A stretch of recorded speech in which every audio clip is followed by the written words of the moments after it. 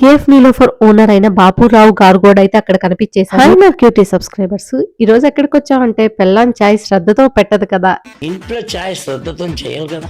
Yes cafe Niloufer కి వచ్చేసాం. Cafe Niloufer owner అయిన బాపురావు గారు కూడా అయితే అక్కడ కనిపించేశారు. హైదరాబాద్ లో నుమాయిష్ ఎగ్జిబిషన్ జరుగుతుందని అందరికీ తెలుసు కదా, అక్కడ ఈ కేఫ్ నీలోఫర్ కూడా అయితే ఉందన్నమాట. ఒక చాయ్ వచ్చేసి 60 రూపీస్, మస్కా బన్ వచ్చేసి 50 రూపీస్ అయితే తీసుకున్నారు. ఫస్ట్ టైం నేను కూడా ట్రై చేస్తుంది. నీలోఫర్ లో చాయ్ ఉంది, అబ్బాబాబా ఏమన్నా ఉందా, అరిపిచ్చేసింది. ఇప్పుడు నిజాలు మాట్లాడుకుందాం. నా ఫేస్ ఎక్స్ప్రెషన్ చూసే మీరు కనిపెట్టేయచ్చు.